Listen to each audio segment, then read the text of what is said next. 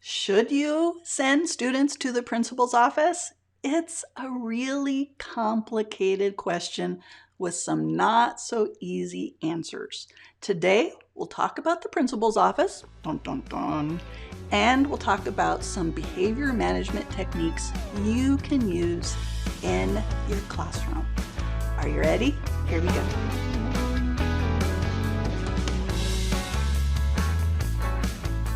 Hey, I'm Angie, and today we are talking about behavior management. We know that if our students are all crazy, nothing else is going to get done in our classroom, right? It's going to be chaos. The principal's going to walk in and they're going to be writing stuff down on their little piece of paper. And behavior management techniques are very personal. It depends on you as a person. And it depends on the group that you have. Some groups require very strict behavior management. Others are more lenient. And you need to adapt as those changes are, okay? And today we're talking about sending kids to the principal's office. It's complicated. It really is. Because when we send our students away, it's because we're so frustrated. And we're not sending the whole class, right? 99% of your kids are doing what they need to do, or at least fairly well, all right?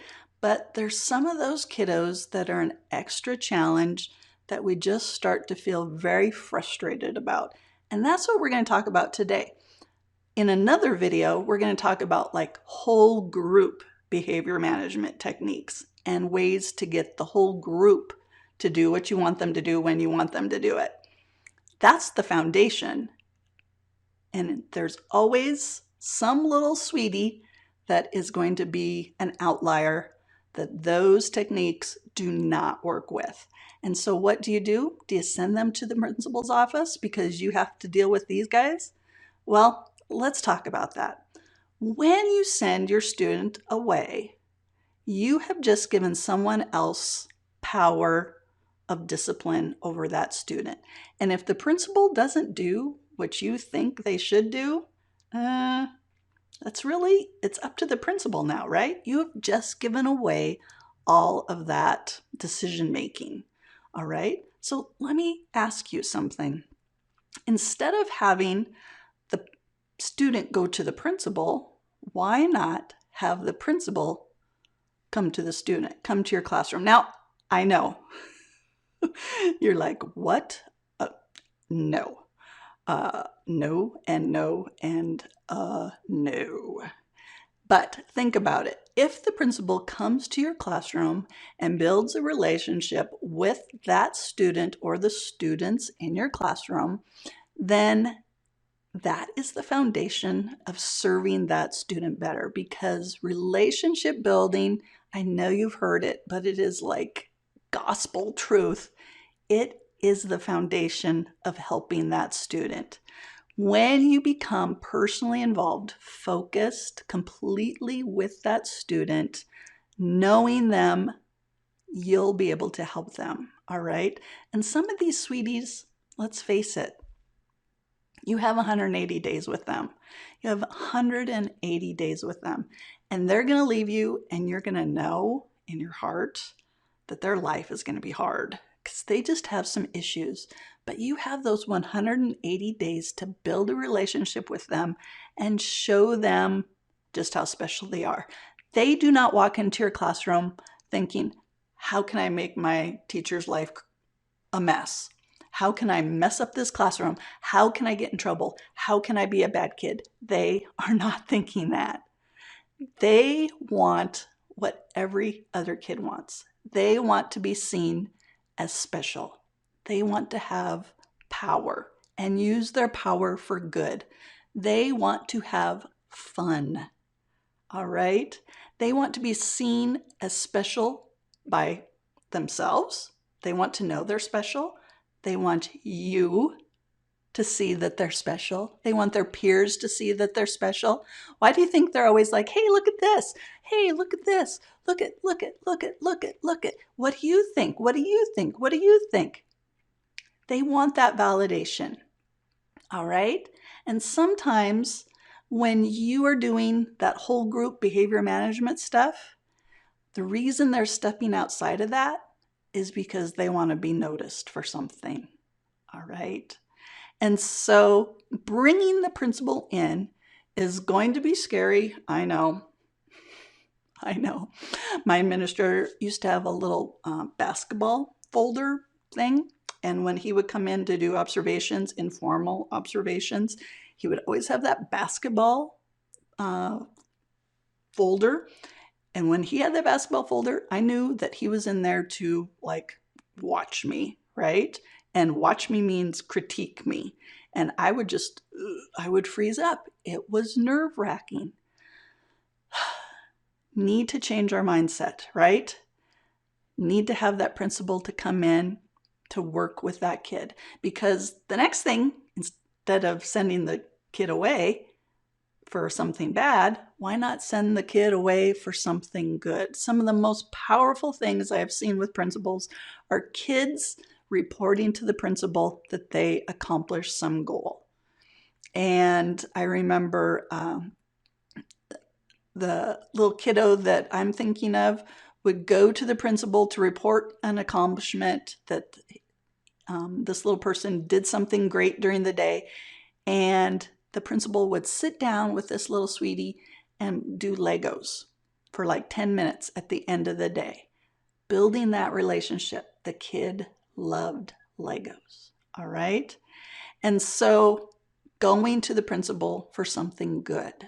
When the principal comes in, when he came into my classroom, he saw that I needed help, and a group was formed and people came together, and a technique was presented to me that I took and I used, and I'm going to share that with you today. But before I do, I just want you to know that when people come in and tell you what to do and give you suggestions, don't take it as an attack against you. They are there to help you. And you might be thinking of 100 reasons why that won't work in your classroom.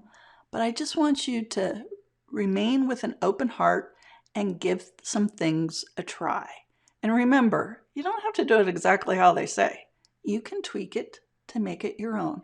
Because remember, classroom management, it's highly personal. It is what you do. It is who you are in your classroom, and only you know that best. All right. But here's the technique that I got. And I bet you have never seen this before, because I had never seen that in my 25 years of teaching. I have never seen this. So you need a piece of paper. And the student walks in at the beginning of the day. And this was for a very hard student who was very defiant. I would ask the student to do something and they would scream and yell no and run around and sometimes run out of the room. But this little technique was amazing. So by building a relationship with this student, I knew that this student, more than anything, loved the iPad. Loved the iPad.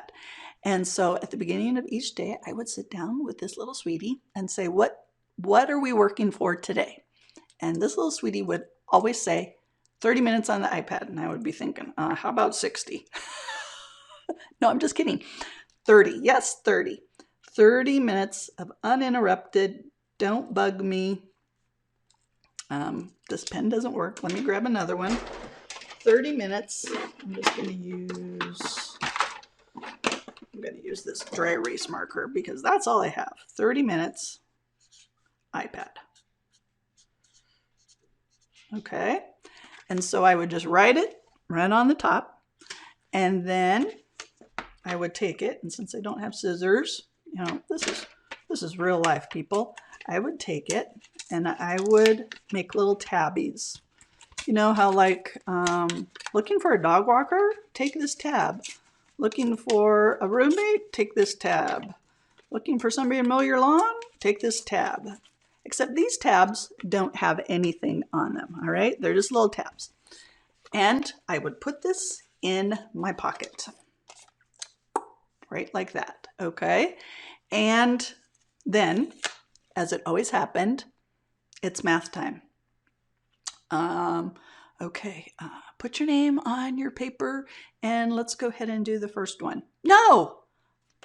So I would get out my piece of paper, and this little sweetie would see the piece of paper, and they're thinking, dang it.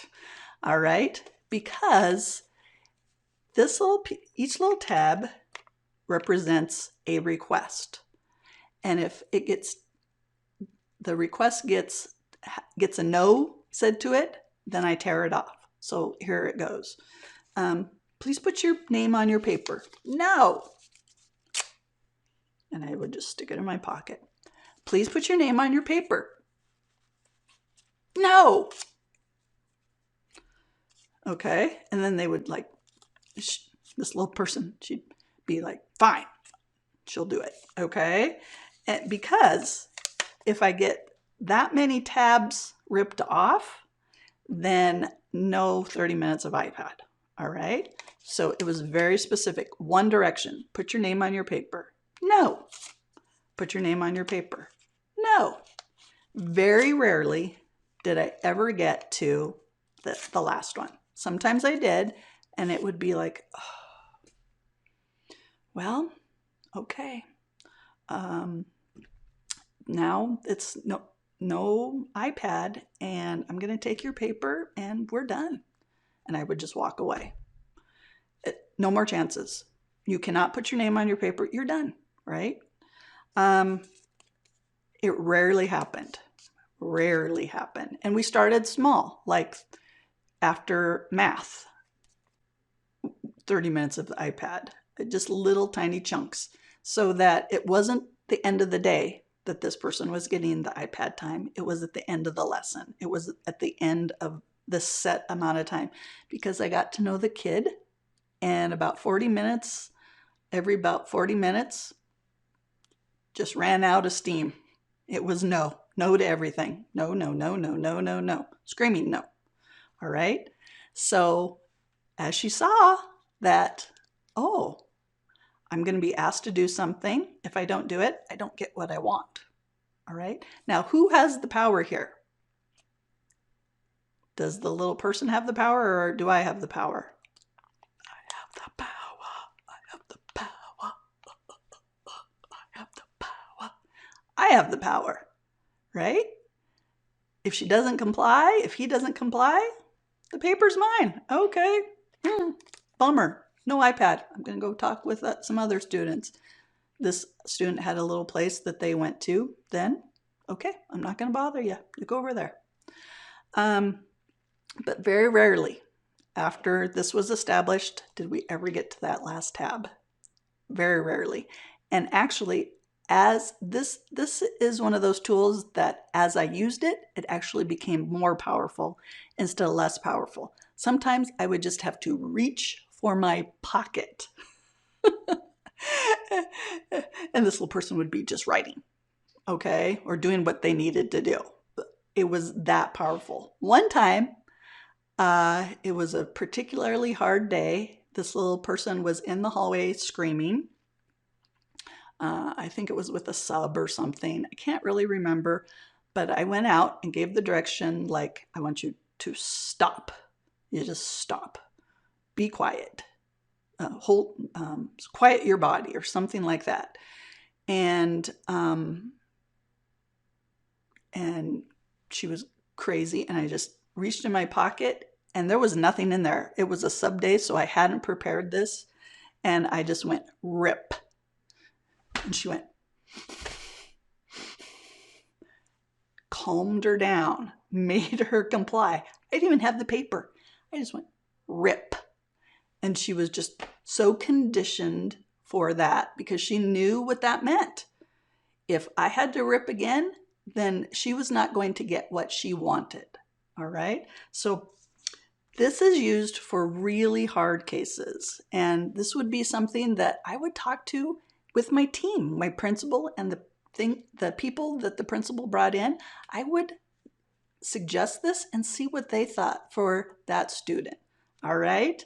So don't send your kids to the principal's office. Have the principal come to you, invite them in, use some techniques for those really hard kids, And in the next video, we're going to talk about behavior management techniques and tools that you can use with the whole group that work with 99% of the kids 99% of the time. All right, I'll talk to you in a bit. Click on that video and